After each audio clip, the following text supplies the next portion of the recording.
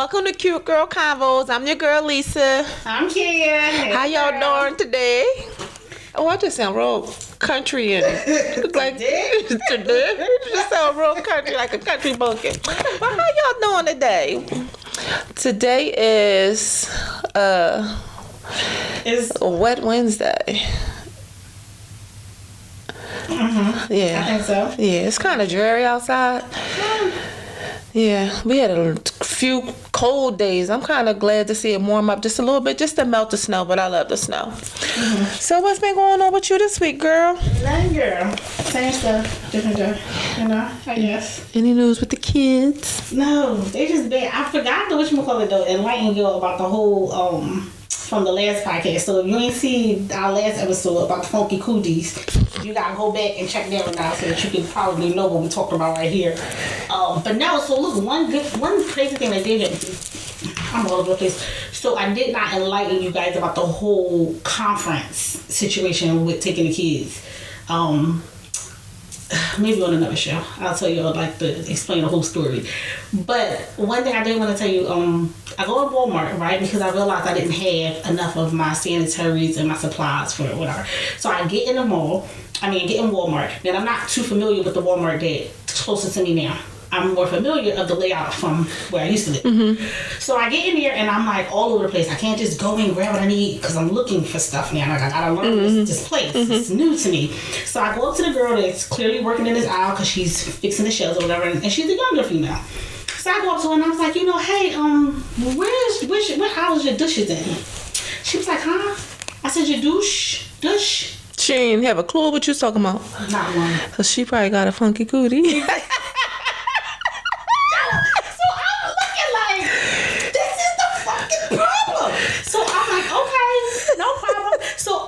Thinking about what else was in that aisle at the other store that I'm more familiar with. Uh-huh. So I started saying, okay, so where's the feminine wash? Uh-huh. The feminine stuff. She was like, oh yeah, that's down here.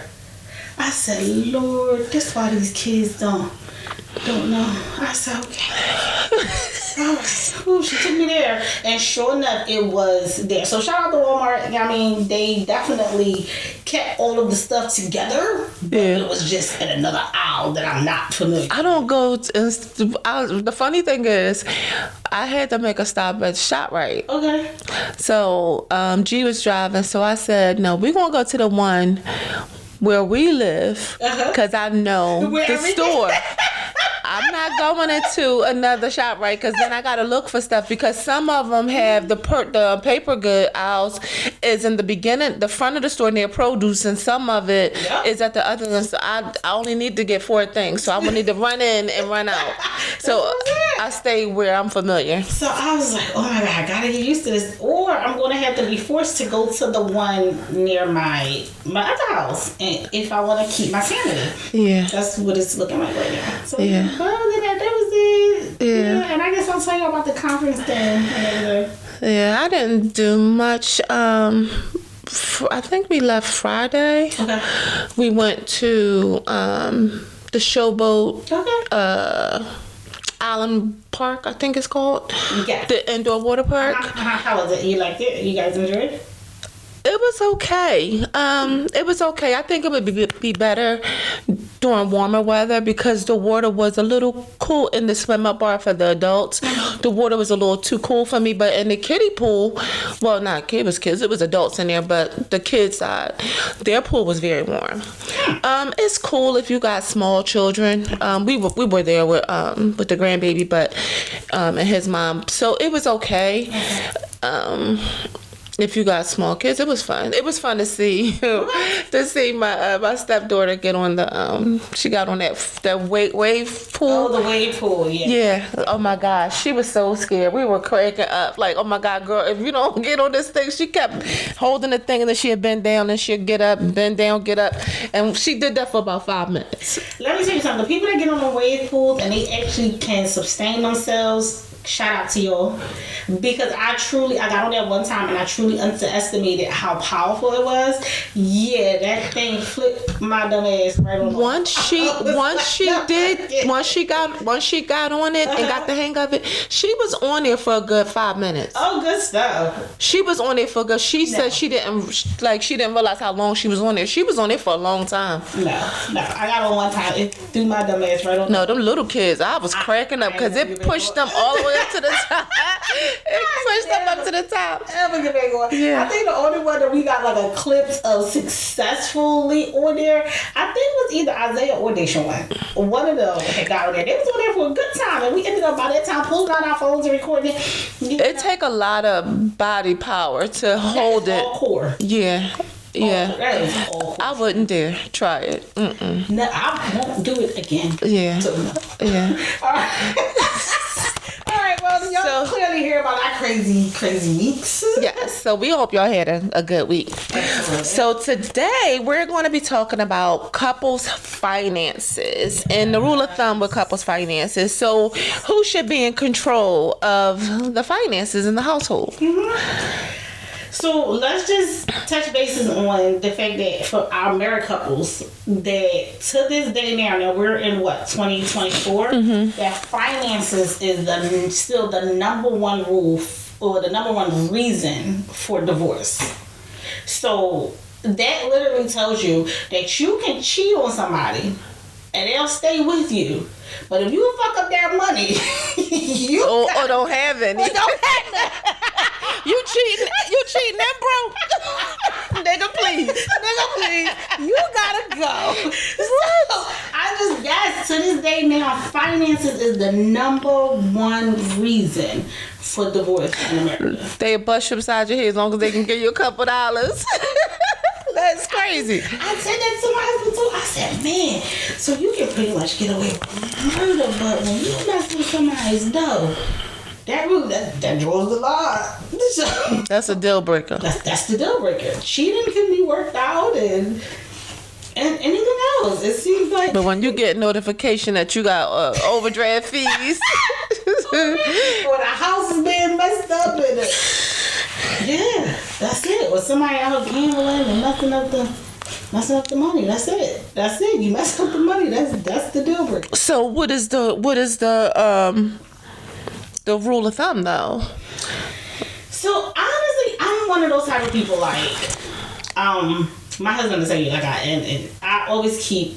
See, I'm not supposed to be telling y'all all this. Cause he gonna see it. He gonna be watching. Shawnee O'Neal. But she was tucking that money. They said. I ain't mad at her. Okay, listen for her out day.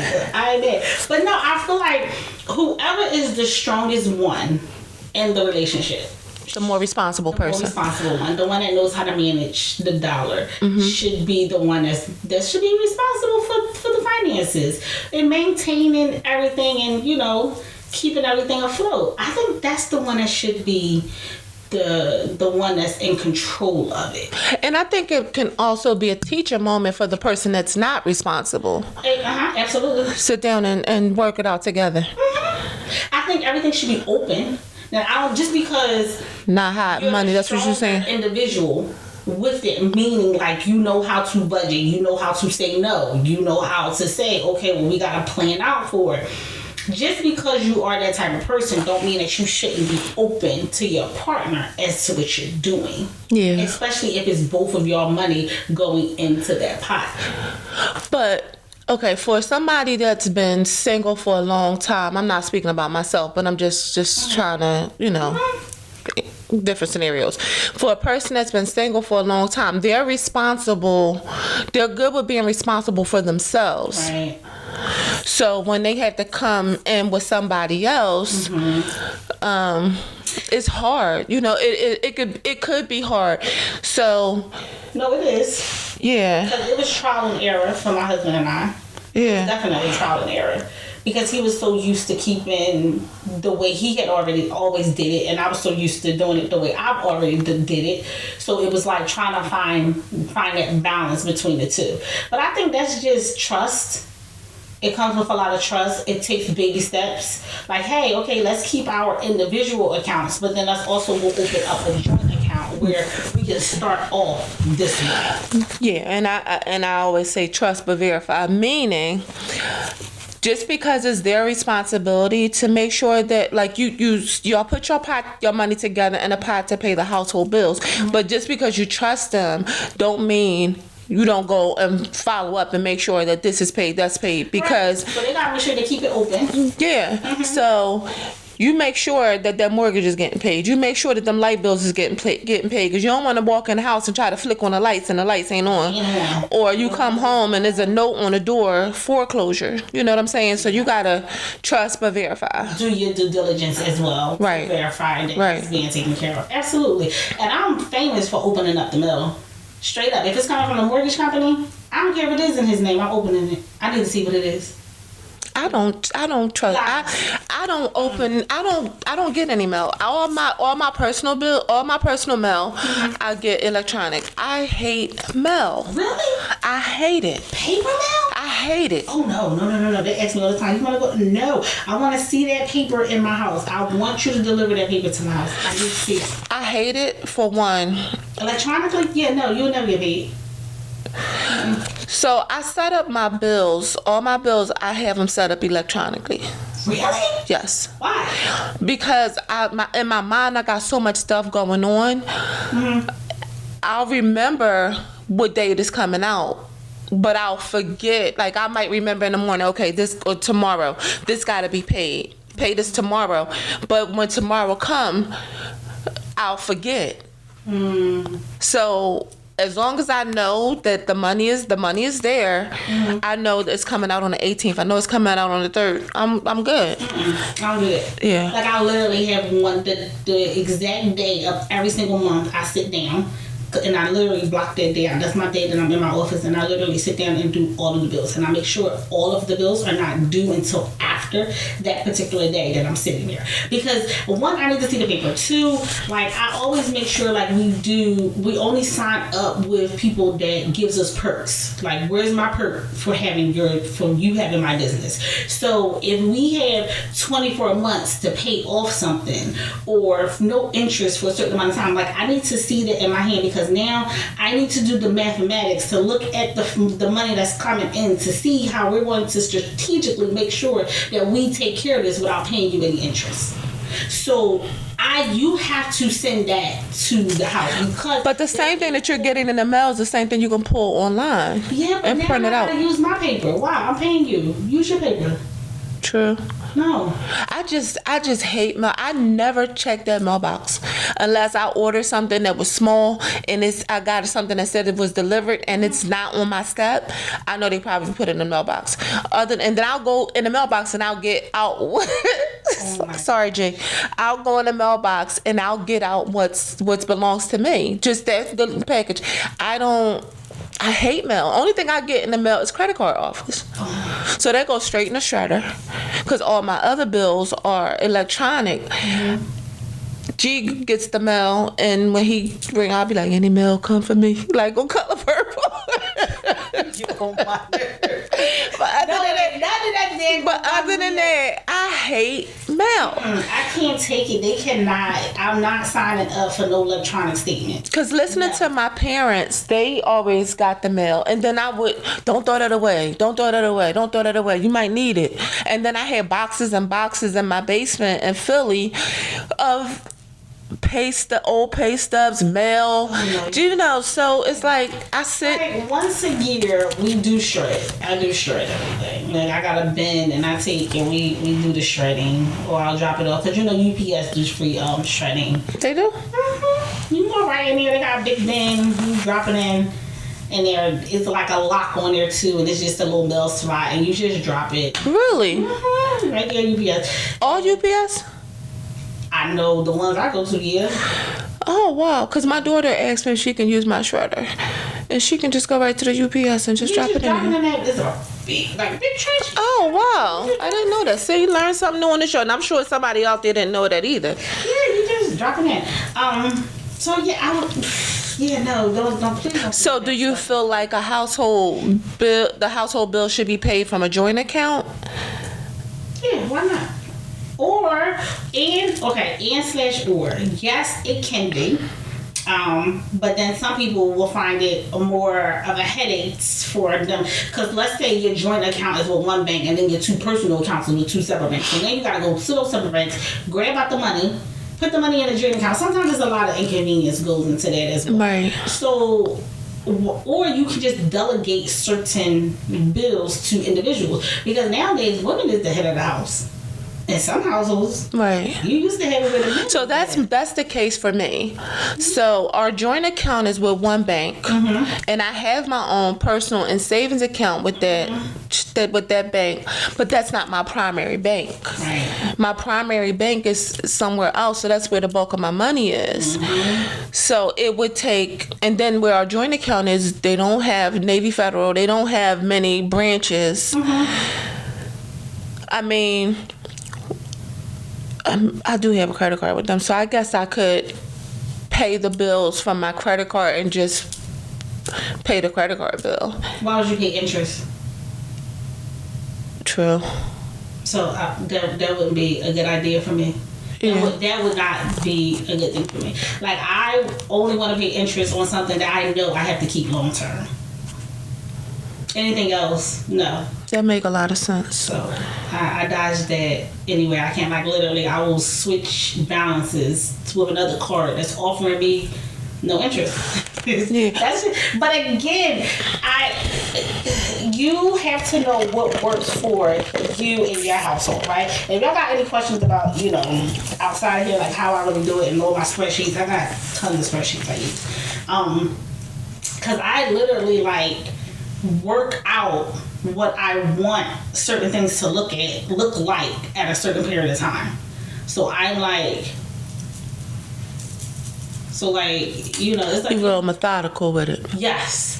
And especially like something that costs more than like $3,500. No, you need to plan it. You need to plan that out. So don't even come to me and ask me, because the answer is no. You can send it to me and I will work it out if it's needed. Outside of that, the answer is no. So, I'm very methodical when it comes to big spending. I've never been a budgeter. What? No. Really? No. Why? Because I've always had my hand on money. So when you got your hands on money, easy money, I started out having my hands on easy money. So when it comes easy, you spend it and you just get more. Spend it, you just get more. Oh, I was never like that. Yeah, so I've never been a budgeter because I've always had my hands on money. And then even after the easy money, we all know what easy money is. So after that, I've always still had access to money. I might get lump sums of money. I've always had a job, so I've never really had it in my mind that, okay, tomorrow you might not have this money, and that's not a good thing. I remember being young, and I used to watch my grandmother and I used to watch my mother. Like, they would literally live paycheck to paycheck. And I will never remember, like, telling myself, I don't want to be like that. So I was always a stasher. Like, literally, She said a stasher. I was always a stasher.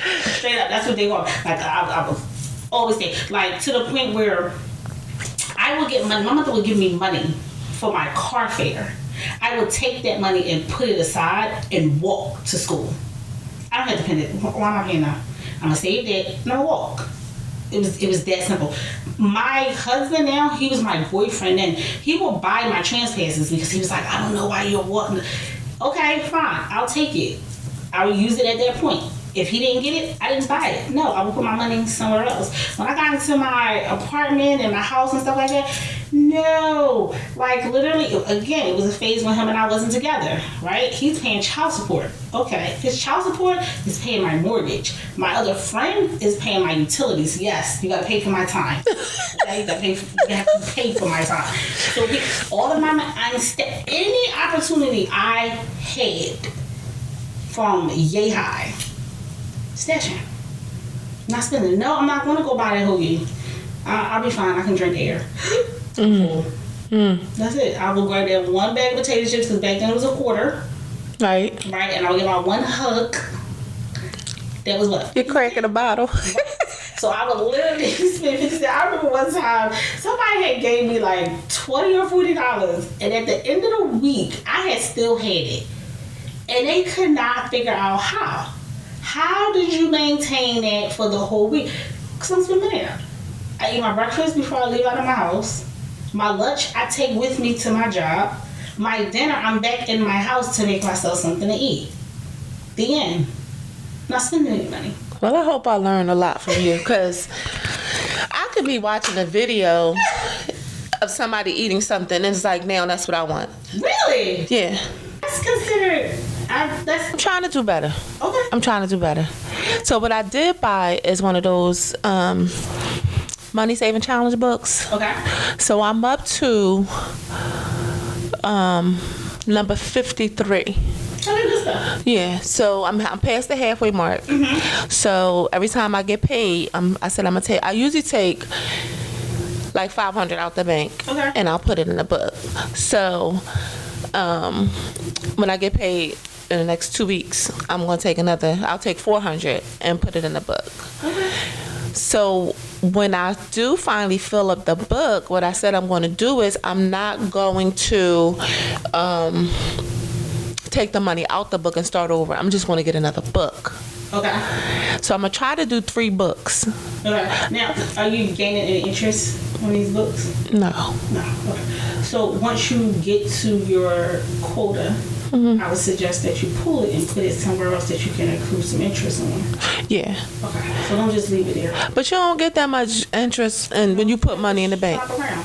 You got to shop around and find who is doing the best yield for your money. Right now, I notice a lot of internet banks are doing better yields on savings than I've seen in I don't know how long. And CDs are doing phenomenal right now. My only issue with the internet banking, I do have a Chime account. No, not that. No. I'm not talking about no Chime. What you talking about? Like Like back in the day, it used to be Ing. Ing was brought out by Capital One. So that entity of Capital One that was with Ing, that still exists. Ally Bank. Ally is a great online savings. I did have a Voyage. They're not on my list. I don't recall seeing nothing about the Voyage. So look into that. Anybody can look into that. But I'm a big thing to like help make your money make money for you as well. Okay. You know, even if it's like $20, $30, like that's lunch. That's gas. It's something besides it just sitting there. So and me also, again, like I'm that type of plan. I don't like any surprises. And my husband say like I catch an attitude. If I gotta spend money, a large amount of money that I didn't plan for, I have an attitude. I'm mad. I mean, like, don't talk to me. He'll tell you, like, leave her alone right now. But so, like, Christmas time. Everybody knows Christmas is coming up, right? Everybody know Christmas is in December. So why do you wait till November to start stressing out? Right. You have from January to November. So, like, literally, I do Christmas clubs for Christmas. I have savings. I was about to say that one of my coworkers, she would religiously get a Christmas club and put that money aside, and then I think they give her the money at the end of September. We get it in October. Okay, beginning of October, right? October. Yep. I get my kids Christmas money in October. Okay, this is your budget. So what bank do you use for that? I still use TD. I was going to say because when she started doing it, it was Core States or Commerce back then, yeah. And First Union, they used to do it as well. Right. I do it with them, and Like if I know we're going on vacation or planning out our vacations, yes. Like literally our vacation that's coming up this year, that was planned last year in January for us to leave in August of this year that we're in. So it's like with financing and with money, people, I think, have to make better planning for the money instead of spending the money. Learn how to get your money in your hand. First, pray over it. Then once you pray over it, you plan it out. You just don't spend it. And I think that's the difference when you start talking about finances versus people that have money versus people that don't have money. Right. So you have certain people that plan their money, and you got people that spend their money. That's the more responsible person, though. I'm not spending it. No. I'm going to plan it out, and then I'm going to do what I need to do with it. But, yeah, no. Yeah, I need to get better with that. I am getting better because the things that I was looking at, videos that I saw, and I'm like, oh, I want this, I want that, like food to eat. I didn't get it. I actually ate something in the house. But here's the thing, too. Plan your budget, your pocket change budget. Again, look at your money. Say, hey, I'm going to put this aside for my savings. This is what I have to pay for my bills, put in for my bills. This is what I'm going to save with my husband. And this is what I have for my pocket change. This is what I have for my gas. I'm not going over my gas budget. No, I'm not going. I'm not going because it's going to run me out of my gas. And my gas budget, no. Like, my husband, he'll say, he'll be like, yo, you can make the eagle and the nickel or the quarter. Somebody, he's like, you can make the eagle holler. He is being serious. Like, no. Because, again, I plan my money. Plan it. So what I do for my Navy Federal credit card, I get the cash back. Awesome, I love it. So I use that money to pay my bill. Okay, I love it. So I just put that money, I'll send it directly to my savings or my checking, and then when my bill comes, I use that money to pay my bill. So it's basically still interest, like, well, I guess it's interest free, or just it equals out to being almost the same because it pays my bill. Your monthly statement, or it pays the balance on the bill? The balance. I don't use it like that. I might use it for gas. I try not to use my credit cards like that. Right. The rule of thumb says you're not supposed to use no more than 10% of whatever the credit card has issued you. So if they issue you $500, don't spend any more than what's 10% of that is $50. I thought it was 30. No, you're supposed to use 10% of it. If you want your credit score to stay high, yes. So I just use it for gas. If I use it for gas, I use it so they don't take it from me. Right. That's pretty much Yeah.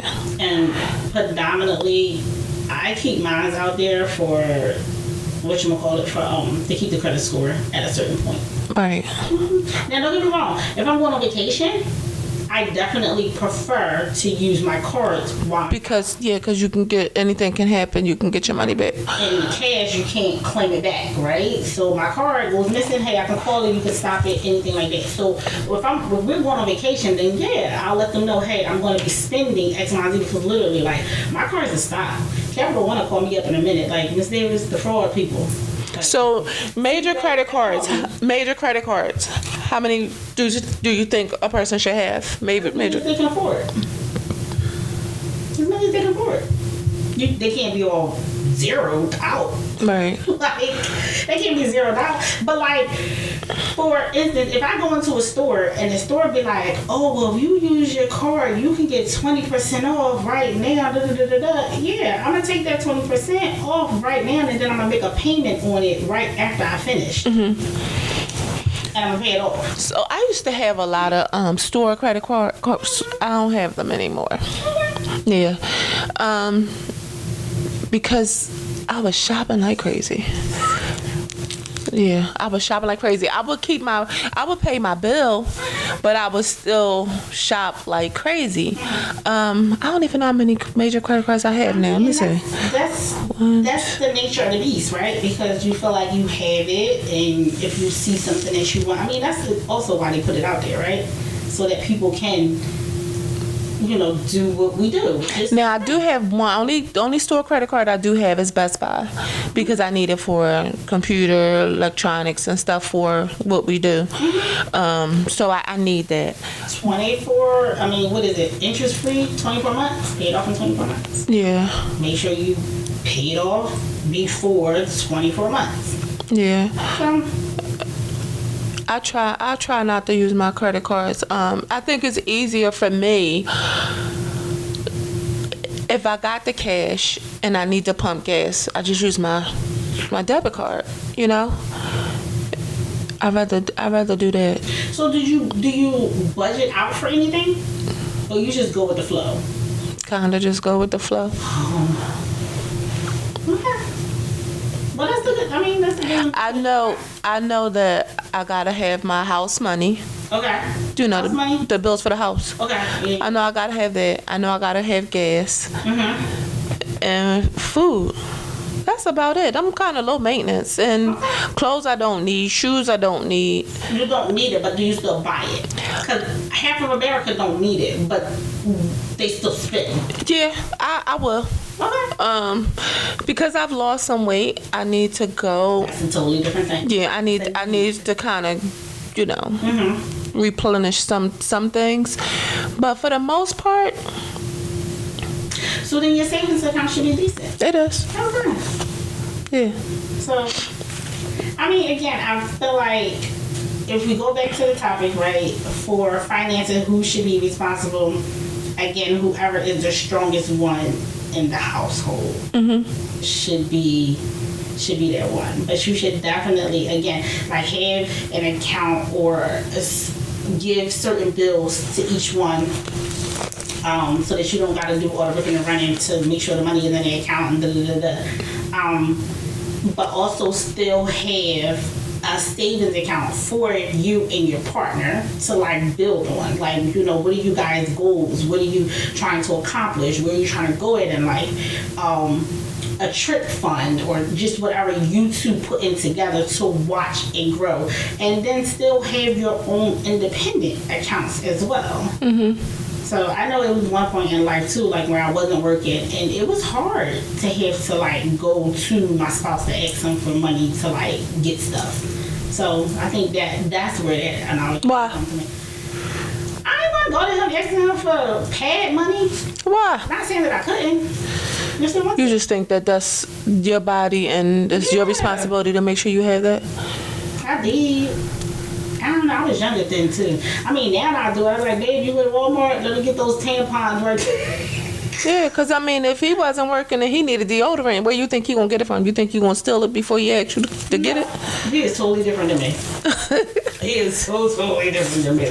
No, he'll be like, no, pick that up. But yeah, so yeah, but definitely have your own. Yeah. So I guess there's no rule to it, besides just don't go willy-nilly with it. Yeah, I think, well, for G and I have the bills that I pay, he have the bills that he pay. Okay. Now, do you check on the bills that he's responsible for paying? No. And I sound like a hypocrite when I said trust but verify.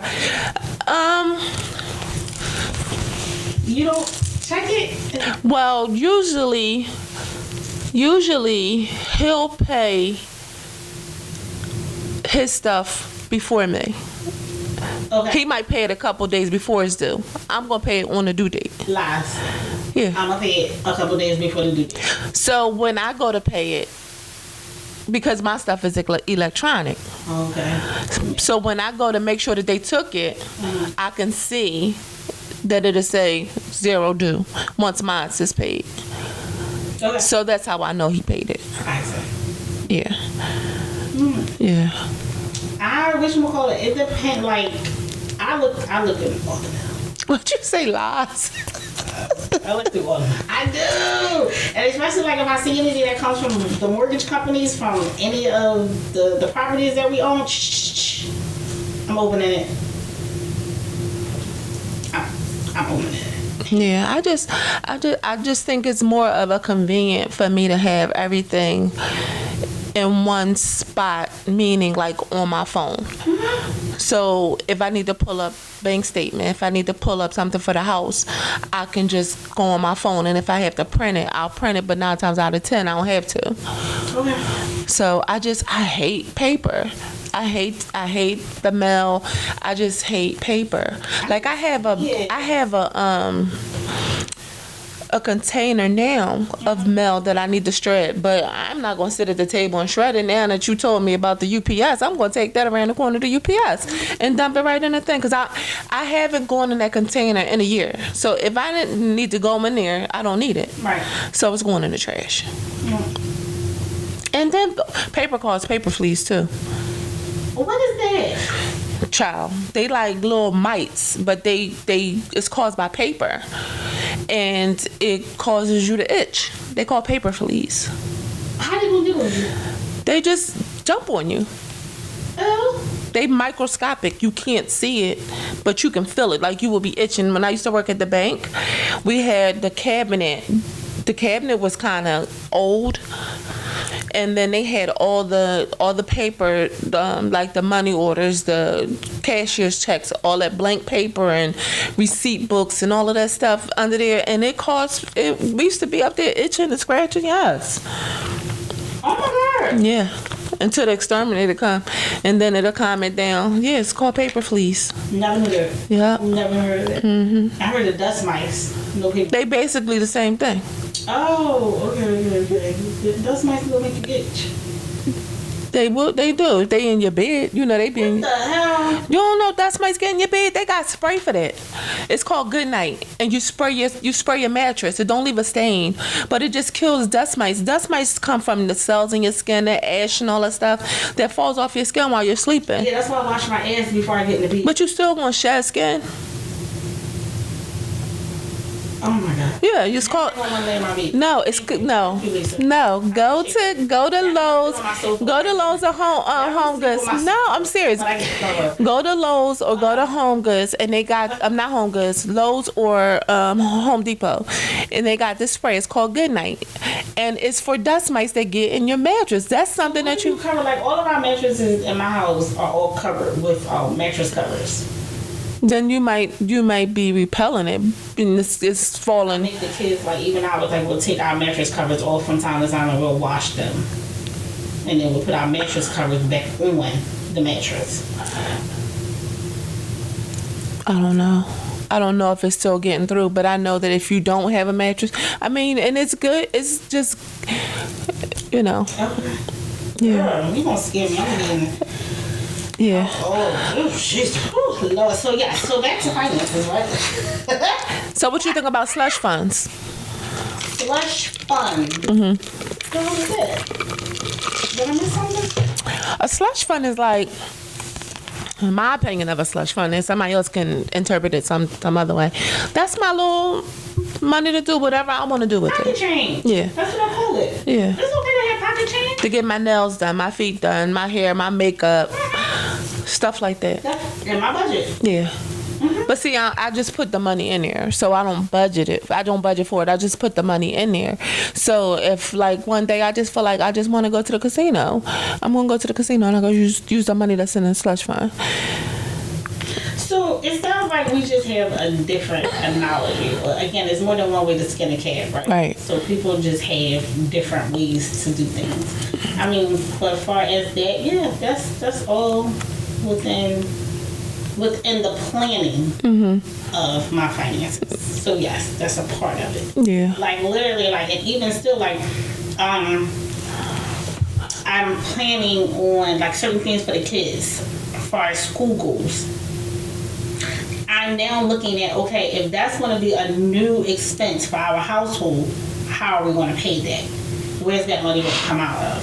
So I will literally like start sitting down and strategically I'll talk to my husband about some different business adventures or some different things that we can get into or that we can put a small amount of money in that will bring in enough money to take care of that next expense. That's what's up. If that makes sense. It makes a lot of sense. Okay. So then we're not technically paying for it and investing in something else that's now paying for that.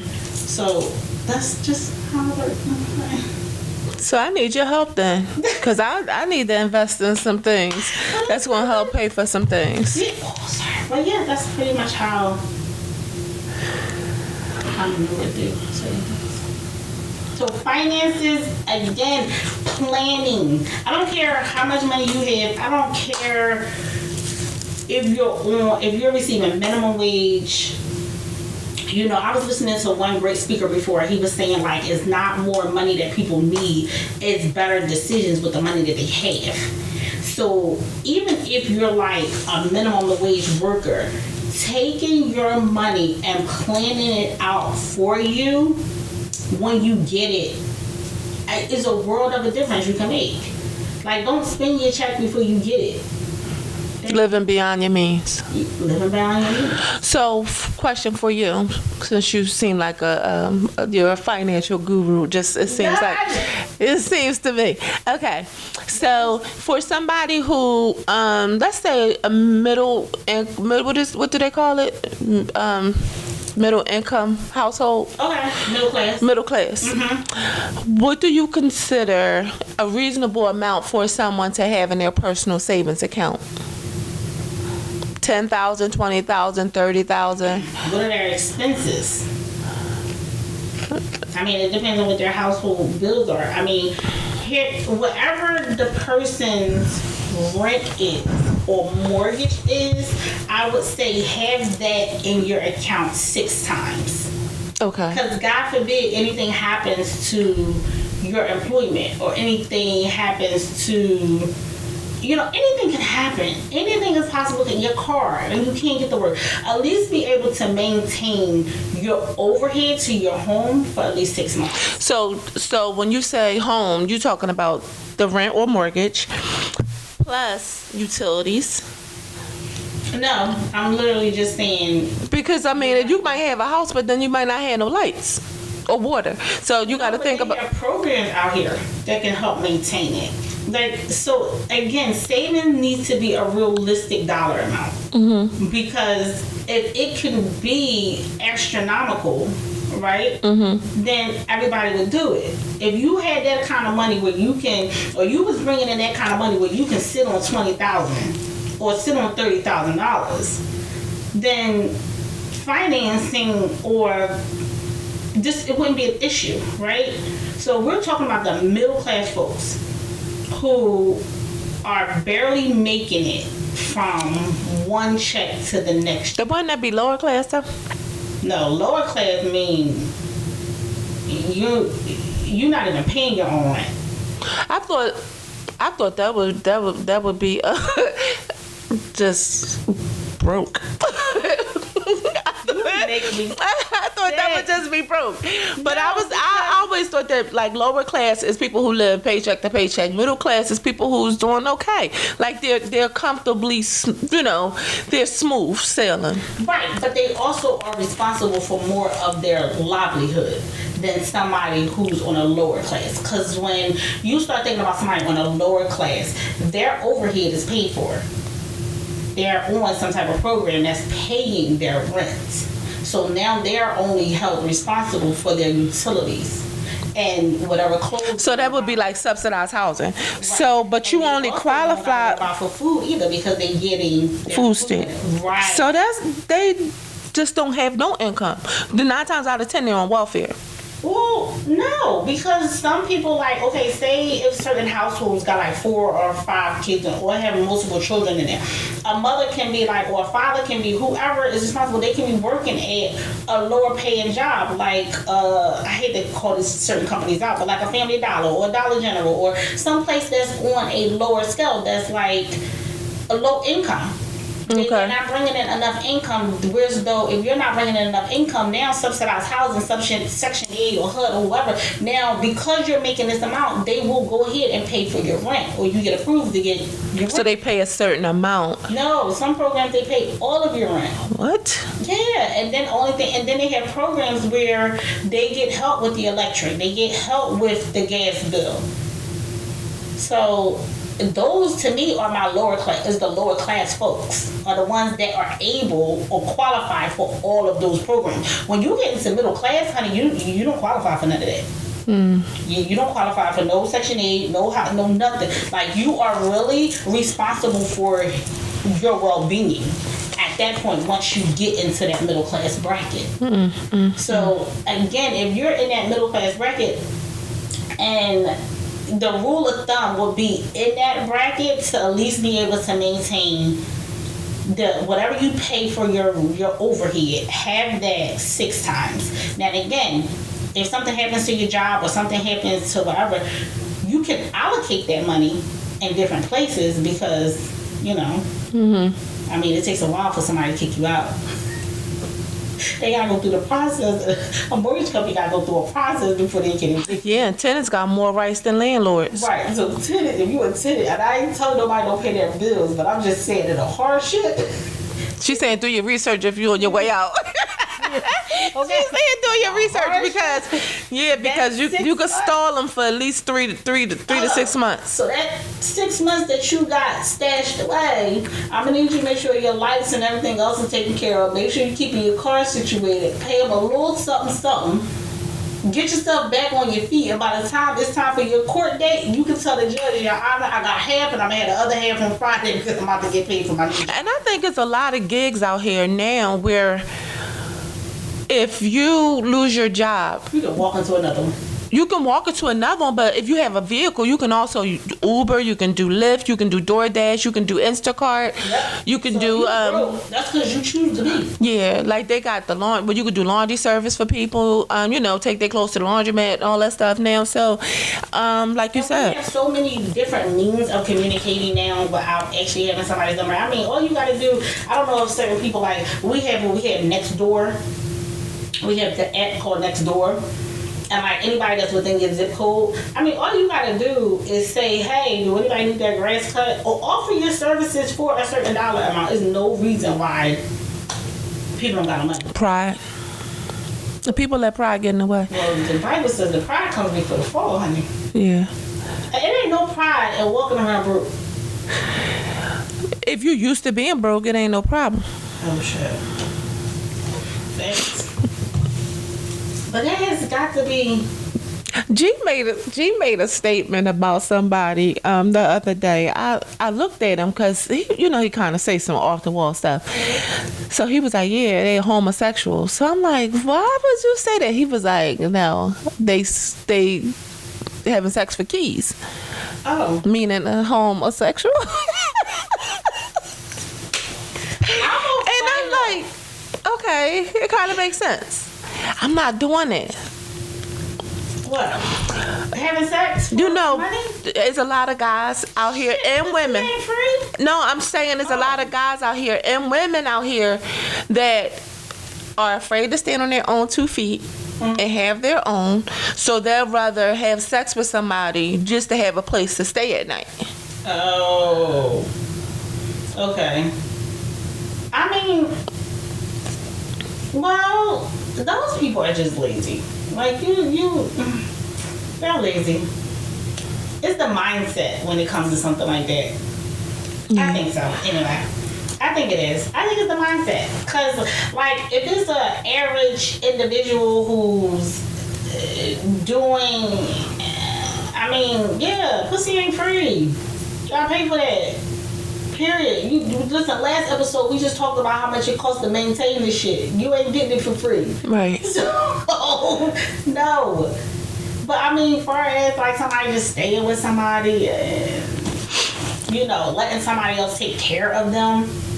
I thank God that when I moved out of my parents' house, I was 22. Mm-hmm. I love you for that. Yeah, I was 22. Never had to go back. Praise God, me either. And I left at 18. I left at 18. I never had to go back. No. But that was an agreement between me and God. Okay. It was an agreement between him and God. Yeah. Yeah, but I'm gonna try to do better with my budgeting. And I think whatever works for your household. Yes. Whatever the dynamics is for your household, one person might be more financially responsible than the other. One might be more cleaner than the other person. You can't expect so much out of one person. You just got to find out what works for your family. And what works for your family is if it's going to work, let it work. If it's going to keep the peace in your house, keep the peace in your house. If you know your husband don't hang curtains and fold clothes and all of that stuff, and you know your wife don't like to cook, if you don't mind cooking, have at it. Share household duties, yes. I believe so, because where one person is weak, the other one might be strong. Yeah, and that's what makes y'all a couple. Opposites attract. Absolutely. So I definitely agree to that aspect of it. Yeah. Yeah. Sure that, and that helps keep balance as well. Yeah. It helps keep balance, because I'm the type that I'll be like, I will never spend, and then my husband is like, he's more of a kid. It's okay. And I'm just like, it's okay, and I'm like, all right. So I haven't figured G out as far as that aspect yet, because we gotta do our own thing. that's because y'all don't have no little ones in the house either. Yeah, so the bills is paid, and But do y'all save together? Okay. Well, maybe that can be something that you possibly. I'm just weird with my money. Really? I'm just weird with my money. Why? You think you're gonna run off with it? I might have some trust issues. Like, no, G, I'm just playing. No, I'm just kind of just weird with my money. I think I'm stuck in one way. Okay. If I need anything, he got me. If he need anything, I got him. We do have joint savings and checking. But ain't nothing in it. It's something in here. We pay the bills out of it. And that's it. Yeah. Yeah. I'm just, I think I might be kind of have a little PTSD from my first marriage. Okay. He always gave me, money. Okay. But I always wanted to keep it on it. I don't need you to know how much I got. So then that's where your separate savings account come in. Yeah. I don't need you to know how much I got. But that don't mean y'all still not supposed to have a savings account together. We do. And you still have your savings account on the side. Yeah. Don't worry about what I got. As long as what we got, what's that. Like, you don't need to know what's in mine. Well, that's hiding. Is it? It's called personal, though. No. It's called hiding. So your husband know what you got in your savings account? No. Fuck no. Do you know what's in his savings account? No. Do you feel like it's none of your business, or do you just feel like? What do you feel? I feel like I don't embark on it because I don't want him asking me. No, I'm not opening. Don't ask, don't tell. Don't ask, don't tell. Okay. That's it. As long as what we plan is taken care of, that's it. Yeah. That's it. I think that's the same with G and I. Yeah. You know. I know. I'm sitting here telling you that's how you feel this. Yeah. You making me feel bad. No, don't feel bad. I just feel like everybody is. Again, financing and money is just one of those touchy situations. It's one of those touchy things. And again, when you coming from a culture that was not born with a silver spoon in our mouths, we wasn't born to have or wasn't given a lot. Like, we literally are a culture that we got it on the muscle. Mm-hmm. So when you get with your partner, it's kind of hard to be so open with it, or to be so, just here and so free with it, because we're not a culture that was born in it. Right. So it becomes a struggle. Like, I never had this. Almost like when a kid eats sugar for the first time, it's like, it's that feeling like, oh my God, and you don't want anybody that comes around you to have that ability to take it away from you so easily. So I think a lot of our issues that our culture suffers when it comes to financing is because we are like the first generation that got on the muscle. Right. That's how we got muscle. Like, we bust our ass day in and day out to make sure that our kids didn't have the same struggle that we had. Mm-hmm. And now that we kind of got a couple of dollars, it's like you don't want nobody to take it. So it becomes... Yeah, I think I'm still in the learning process of... I've been kind of freestyling for so long to where now I'm in a relationship where I basically can't freestyle. Mm-hmm. Like with my first marriage, he just gave me money. Mm-hmm. And he I guess he figured I was doing the right thing because we always had, somewhere to live and stuff was, was always good. And then me being single for so long, I was with him for 13 years and I was single for 15 years. Mm-hmm. So basically, I'm still learning. I'm like a babe in Christ. And see, me and my husband will be considered the total opposite. Like, we grew up together, so we already knew how I was, and I guess in that area, he has adjusted to you. Yeah, adjusted to me, and I honestly sometimes I feel like he's gotten to a comfortability spot. Like, he knows that. He knows that she got it. Mm-hmm. Like, it's somewhere. Yeah. He used to tell me when I was younger too, when we was younger. He was like, you're the only person I know that said ain't got no money but keep turning up. Yeah, turning up stuff. Now, I can say, since I met G, my credit has got that. He's big on that. Thank God. He's big on that. Let me tell you something real fast. In America, having good credit is better than having money. Let me say it again. Having good credit is better than having money. Mm-hmm. If you have good credit, you can get what the fuck you want. Mm-hmm. You have bad credit and only have some money, you can't get shit. And that's what, say somebody call him and say, I need $50. I don't got no money. Well, because I got credit. And that's what he always say. I got credit cards. Okay. When I met him, I think I had probably 10 credit cards. America was built. Yeah, I think I had like 10 credit cards. Some of them were maxed out. He sat me down, wrote them all down on a book with the numbers, with the amount that I owe. Mm-hmm. Call him. This is what you do. And got them credit cards paid off. He cut them up. No, he didn't cut them up. He took them from me. He took them from me. So I want to say for the first year of us being in a relationship, I had no access to credit cards. Now, see, my husband, he was like, we cleaned his credit up. We did all we got through all that. But now he realized how he is. Mm-hmm. So he's maintained with just 2. Mm-hmm.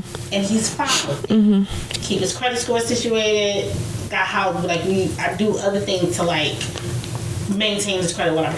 But every now and again, yeah, when that mail show up, I open that bill and I look. Hey, sir, I'm So he leave you responsible for managing his credit? No. No. Well, yeah, kind of. Like, I kind of just automatically just took that on. Like, kind of the thing. Because you're better at it. Right. Knowing the dynamics of your relationship. Yeah. Okay. So, like, when we bought the other house that we used to live in beforehand, like, yeah, I had to go through all of that just to get it to the point where he would go ahead and get pre-qualified. So, yeah, again, because that's my stronger point. I was the one that called me the negotiations and everything else. And again, like you said, this is what you said. This is what we're negotiating on. Like that. And then he finally got to the point where, okay, he was qualified. Then we went and bought the other house.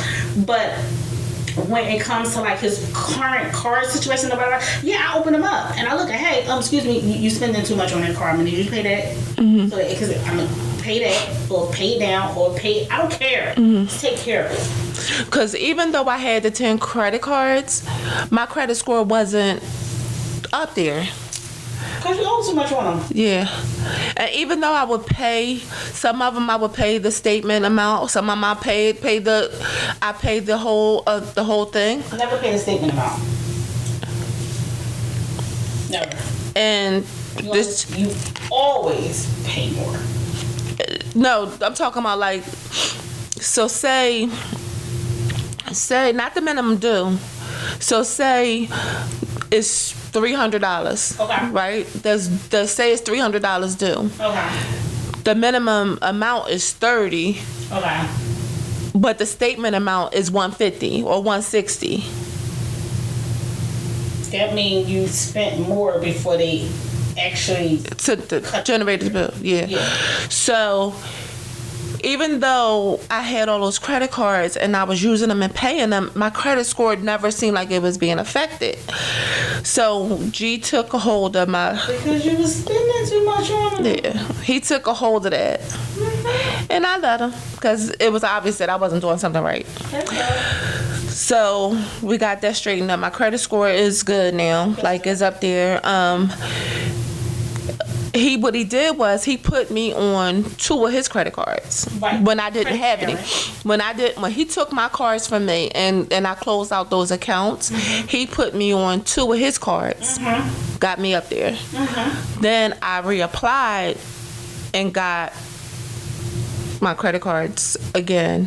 Listen, my 19-year-old credit score is damn near 700. That's what's up. I've done it. That's what's up. This is what you do, this is how you literally. And then it's called credit sharing. Bought them. I'm like, yes, girl. Yes, that's how you do it. Yeah. And don't just give me your credit card and tell me I can use it. No, put me on it. Make me an authorized user. If your credit is like that. Pay it. Yeah. Make sure it's kept down. Yeah. You can't do that. I know somebody who share credit. They pay their monthly bills off they pay their monthly bills off of a credit card every month. So the bills are due. They pay everything on the first of the month, and at the end of the month they pay the credit card off. So you think that's a good idea?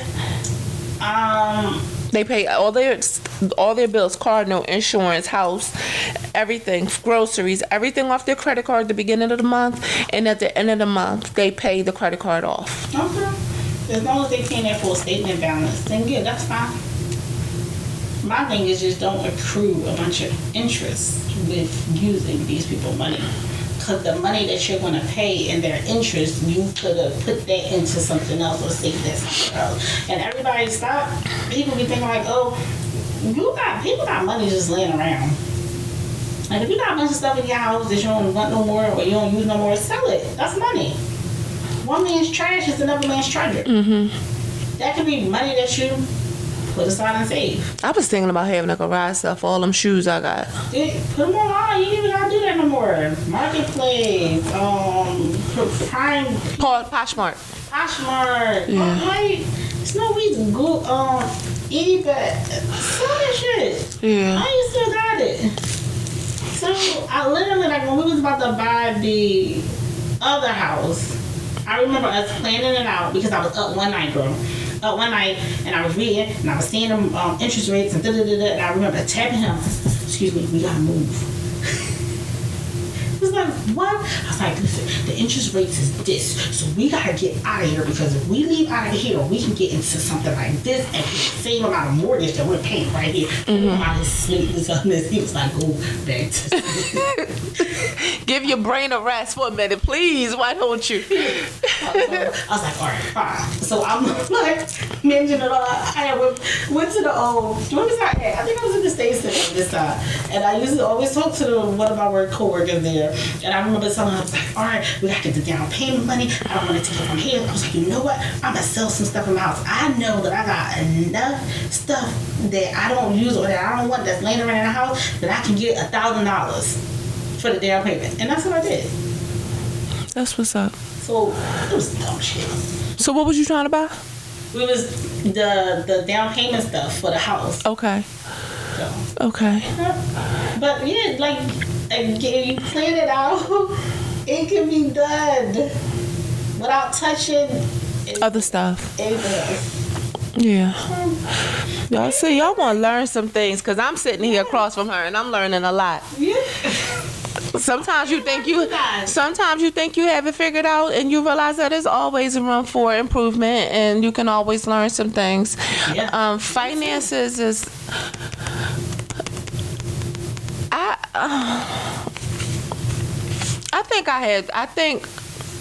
when I think about struggle, I think that I had an adjustment period when probably a couple years after my first husband passed away. It was an adjustment period where I had to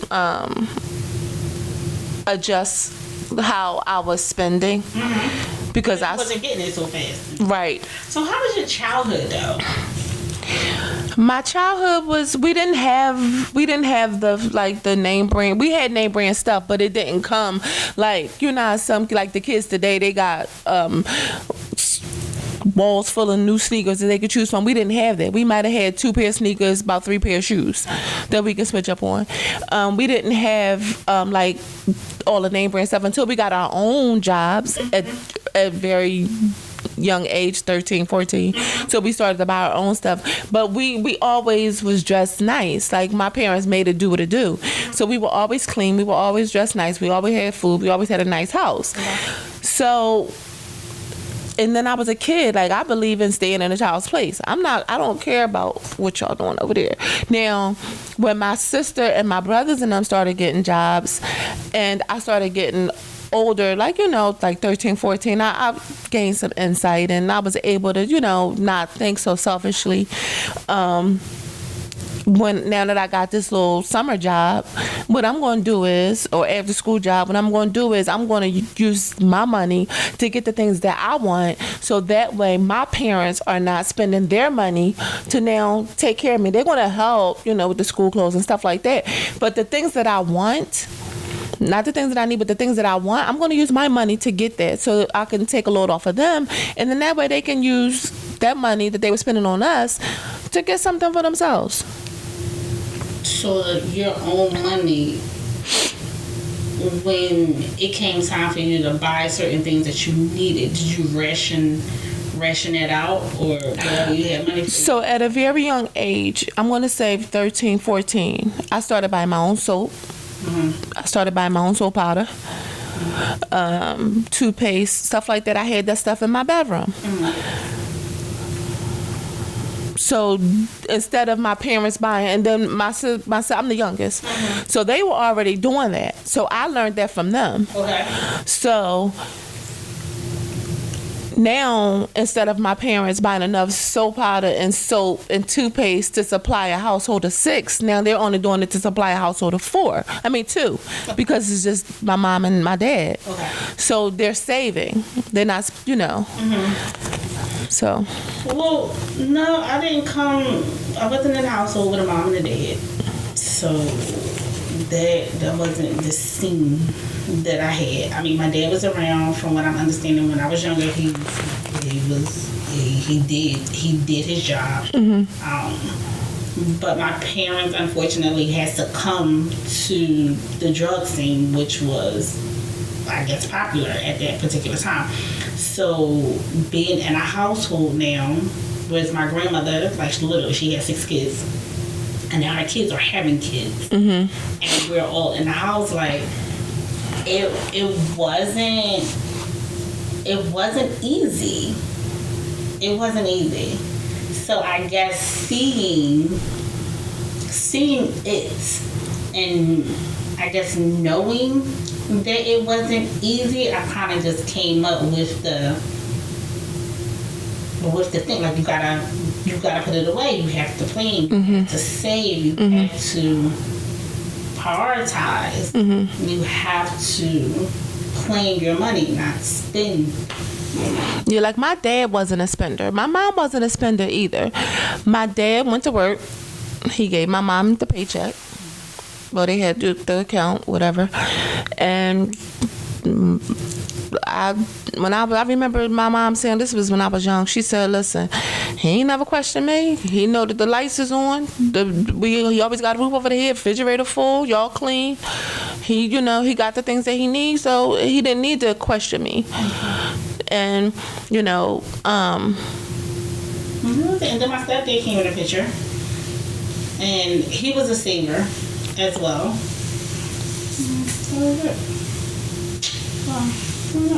I know what for myself, when I'm around people who who save and stuff like that, I kind of like, oh, okay, and then I'll start doing it. Okay. Yeah. Good stuff. Yeah. But I've been blessed. Now I'm not gonna say growing up we didn't have growing up it was easy peasy. Like we didn't have, like my mom cooked steak on occasion. She would make beef liver taste like steak. Okay. We ate eggs and rice. We had spam. We had goulash with not ground beef, but sometimes we had goulash with chicken hot dogs. It was good. Like we was okay with that. If my mom made things good. So there was not saying that we didn't grow up in poverty. Of course we did. We lived in North Philly off of Diamond Street. I watched my grandmother work 2 jobs. Yeah, so and I made it do what it do with one job. Raising 4 kids off of one job after after he passed away. So I made it do what it do. I've always tried to maintain 2 jobs, even when I was younger. 2 jobs. One job was my saving. One job I was working. My second job was like part-time at Jefferson Hospital. I would work there Friday, Saturday, Sunday. I had another part-time job working tolls. Oh, okay. Tolls on the weekends. And then my full-time jobs was at the bank. Okay. And then I would do school as well. Wow. So yeah, 2 jobs. 2 jobs was a must, I guess, because that's what I seen. So that's what you got to do. You got the 2 jobs. So and now I got like 15 of them. So. Anybody that know me, we know I got like 20. We don't die, we multiply. We multiply. We don't die, we multiply. Well, ain't nothing wrong with it. The gremlins. No. We don't die, we multiply. That's the other one. That was the gremlins. No, it wasn't the gremlins. That's for us. No, Baby's kids. But it started out with the gremlins. Shut up, you show me your age. Yeah. Shut up. Yeah. It started out with the gremlins. You never seen gremlins? Yeah, the little ugly furry looking. Yeah, well, Gizmo was cute. That's the only one. Yeah, Spike was crazy. Yeah. Who was that? That was the crazy one. Oh my God. That was the crazy one. But yeah. So, with that being said, manage your finances, people. And if it was anything that we missed or that you guys will want to know, and don't let nobody keep digging up in your pockets, making you broke. To keep them. You got one time to borrow something from me. One. That's it. But if they give it back, when they say they're going to give it back and how they're going to give it back, do you give them a second time or no? Yeah. Okay. I will. If they pay back, yeah. If they don't pay back, not at all. I remember my first husband asked me one time, can he borrow $3,500? And it took everything in me to let him borrow this money. I let him borrow it because his money was tied up. But I told him, the same way I'm giving it to you is the same way I want it back. You're not going to nickel and dime me, give me $100 here, $200 there. No. The same way I'm giving it to you is the same way I want it back. And I want it back the day you say you're going to give it to me. Right. That's the hard part too. Like people with borrowing money is a fine line. One, you don't lend out anything that you can't afford to lose. Right, I was about to say that. I was gonna call it. I don't know. Like the people around me, like those motherfuckers don't come for like $5 and $10. They want rent money. Girl, rent money, mortgage money, car note money. I'm just like that. That's the kind of people that be like, yo, can I borrow? Them the kind of people. You know, Steve Harvey made a. That's not. He said that when people call him, and he could tell if it's something about money. Hey man, I gotta talk to you. It's very important. I gotta run some things by you. He said, then they'll start. It's an emergency. No, and don't rush. So he said he called them back in a week or 2 weeks, because by that time they've been and figured it out. So when he called them back, they be like, no man, it's good now. Okay, oh all right. That's it. I'm dead serious. Like no, like 5 o'clock. No, I hang up. Cause one, you're not gonna rush me to give you my money. 2, I need to think about it. 3, I need to talk to my husband. 4, I need to plan where it's going to come from. So if one of your friends called you and needed something, before you make a decision, you run it by your husband? Absolutely. Okay, that's what's up. Absolutely. That's what's up. Hands down. Now. And if he tell you no, do you say I can't, or do you still you try to convince him? So my husband is so laid back. When I say he laid back, he's laid back. Like it depends on who it is, because he already knows the type of person I am, right? But when it comes to money, I'm already going to say no. So if it got to the point where the person asks me and I'm bringing it to him, he's already knowing, like, okay, either she's considering it or it's somebody close. So then in his head, he will then deliver the message to me as, is that something that you think we can manage or lose if this person not going to give it back? What if they don't give it back? Like, me and him would then start strategizing the scenario of them paying it back and the outcome if we don't get it back at that point. But typically, he already knows, like, I'm the one. No. When it comes to money, no. So if it got out of the no, let me think about it. Let me give you a call back. And I'm presenting it to him already. He already. I must got a look on my face or something, because nobody calls me and asks me for money. That's great. My kids. My only thing too that pisses me off is like, why do I always get the phone call when it's like the last, like the bare end? Like, don't call me When you 3 months out, 4 months out. Because now it's at a point where it's a lot of money. Yeah. Why do I always get the call when it's like... You know what I don't like?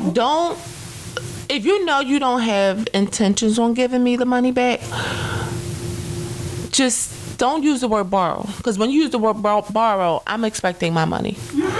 So, Mom, do you have $20? Mom, do you have $30? Mom, do you got... don't use that word. I'll give it back to you when I get paid, or don't use that. I'm gonna give it back. Right. No, So just, Mom, you got $20. Mom, you got $30. I mean, again, I get the calls that be like, oh, what the fuck? Yeah, people don't call me and ask me for money. Oh, that must be nice. That must be real nice. And then I don't answer my phone. I got 120. You're so ignorant. I got 129 unanswered text messages in my phone. You're so ignorant. Who does that? Because now I feel like it's at the point where I don't want to go back and read it. Delete them. It's not intention. I don't want to have to go down that whole list and delete it, so I just leave it out there. Like if it's somebody that I'm gonna text and I see, they text me, I'll apologize. I apologize for the delay in getting back to you. But first of all, I'm not a phone person. I'm not a phone person. Well, speaking of phones too, go through your finances and see what it is that you can cut out. All them little subscriptions and all of that stuff. Them little nickel and dimes. Adds up. Yeah, $4 here, $5 here. And then don't be on no monthly plan with nobody when you can get their yearly plan. No, don't get in no contract with nobody when you can get the card plan. They have it pay as you go or something like that plan. Like, why sign a contract when you can sign a contract and pay them $90 for something that you can get with no contract for $45? Unlimited everything, $45, $55. It doesn't make sense. You talking about like phone plan? Mm-hmm, cell phone plans. Yeah. Well, I was on a contract with my phone 6 years ago. 5.5 years ago. Like, I'll keep a phone for forever. I'm gonna keep my phone until I can't do no more updates. Then I know it's time to get another phone. As long as I can talk and text and I can still see the screen, my screen's not cracked or anything like that. I take pretty good care of my phones. So I'm gonna use it. I'm gonna ride it till the wheels fall off, like they say. And people just got a budget. I'm not a yeah. Cut the subscription expense. What other expenses can they cut? The food. Look at the different brands that you buying. Now, I'm real weird about food. Yeah. I'm real weird about the foods that I buy. If I'm not familiar with the name, I'm not gonna buy it. Right. I'm just weird like that. Cut back on how many snacks you bringing in the house. Cut back on those sodas. Now, what I do monitor is my gas in my car. Okay. Because I gotta use the highest gas. I'm not doing all that riding around. Precisely. Riding around doing nothing. Yeah. I'm not doing all of that. I haven't filled my tank up. I gotta fill up now. But the last time I filled my tank up was 2 weeks ago. And if I know I have something on my calendar that puts me outside of my range of stuff that I need to do, then of course I plan for that as well. Yeah, I'm not riding around all willy-nilly dumb. Gas is high. Gas ain't $1.99 or 99 cents anymore. I think for the premium gas is what, $3.54, $3.90 something now. See, it probably went up in the last 2 weeks. So I try to budget. I do have, I don't know if it's called OCD, but I do have a problem like when I go to the grocery store. Say tonight I make spaghetti, right? Okay. In my cabinet, I always have to have 2 of something. Oh. So if I know, say I use 1 jar of spaghetti sauce, I go to the market, I know I got to get another one because now I only got 1 left. Yeah, it's wasteful spending. No, because eventually I'm going to use it. Yeah, but then you got to go out and buy another one to replace it. No, I'm not going to go out there just because I use it, but when I go to the market, so whatever I use on my grocery list, I add it back. Why? Because I told you I got OCD. Oh, no. Like yesterday, right? I made ribs, and I put a little mustard on the ribs, to hold the seasoning. I used what was in the refrigerator, but what if I didn't have another one in the cabinet? I'd be like, damn, I'm out of mustard. So I know that I can go in the cabinet and just get it, or in the pantry and get another one. I just hate that feeling I have to run out of stuff. Okay. Yeah. So it might be wasteful and it might not be good money management, but it's something wrong with my brain, I guess. Here's the budget. Here's our food budget. That's it. Here's our food budget. Make it do what it do. And when you first go in the grocery store and them aisles, as soon as you go in, they get me every time. I'm grabbing something. It's usually cereal. It's usually coffee, the apple juice, spaghetti sauce, spaghetti, mayonnaise, something else. They get me every time. By the time I get 10 feet into the store, I probably got like 6 things in the cart. All right, so I'm going to try it just one time. If you already have one in your cubby, do not buy another one. If you got one in your fridge and one in your cubby, do not buy another one. Okay. And look at how much money you save. Okay. That is wasteful spending. I'm trying to get better with utilizing a shopping list. Either putting it on my Alexa so it's on my phone. Getting exactly what's on the list, no more, no less. Okay. That works sometimes. It do help me. Sometimes, yeah. For the important stuff, yes, I do have a list for it. And then outside of that, no. Like, here's the budget. Make it do what it do. Yeah. We can't go outside of it by any means necessary. Yeah. So, no. And I try not to tap into my savings account. I might move some things around. If I have to take something from it, until I get paid, I put it right back. Right, and then another thing, like for people that need like the discipline of it, put it where it takes a couple days to get to you. So that this way, by the time you think about it, like, oh my God, okay, I can pull it from here, but then by the time it get here, I'm get like it's gonna be like too late or something like that. So this way, you can figure out another way besides that way, because sometimes when it's just like able to just get right to like your checking account, you tend to be more free with it than if it's put away something. So I do have an account with this credit union that I opened up with when Gabriel went away to college. Okay. So that way it was easier for me to just transfer money into his account if, need be. They don't actually have a physical bank. Oh. It's PSECU. They don't have an actual PSECU. They don't have an actual location. Okay.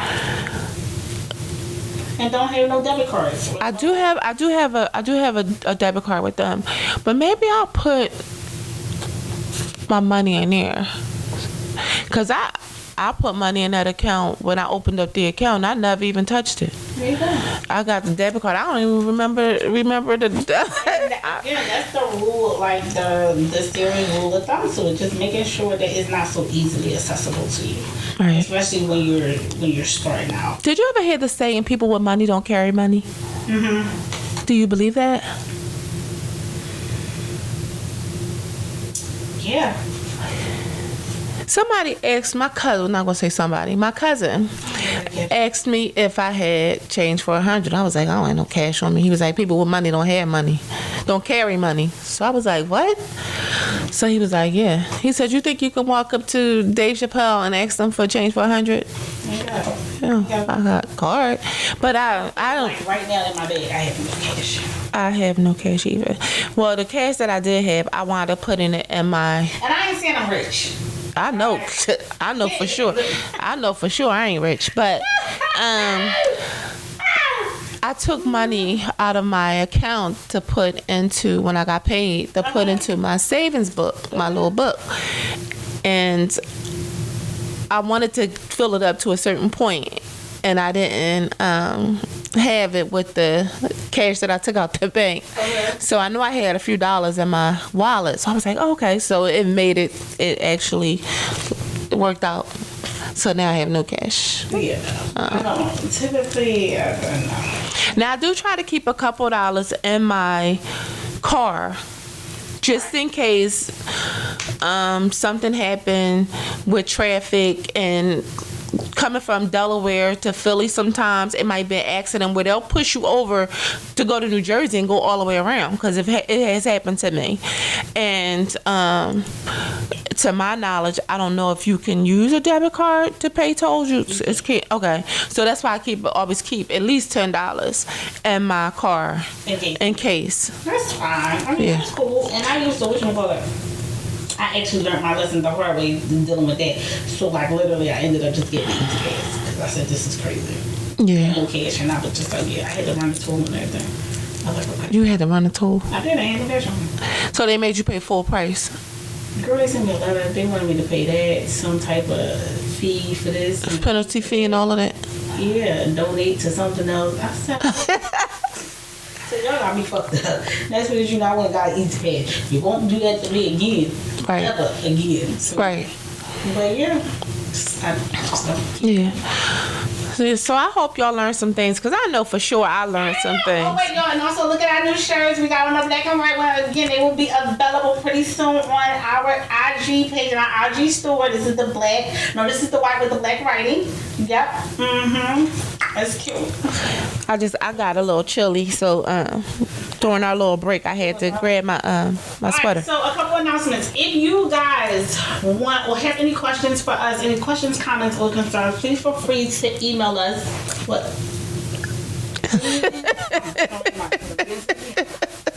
All right, my bad. All right, so if you guys have any issues, comments, or concerns, please feel free to email us. We can be reached at convos@cutegurl.com. Right. That's convos with an S. Right. At cutegurl.com. Some other things that's going to be going on for the month of February. We're announcing that we're doing a t-shirt giveaway for this month. And this is how it's going to work. With this month only, the month of February. Right.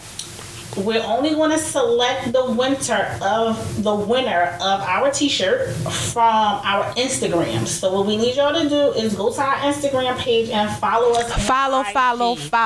Yes, and we're going to go directly to IG, so our IG followers, and then we're going to randomly select the winner for a t-shirt only in the month of February. Follow the yellow brick road to Thank Cute you. Girls.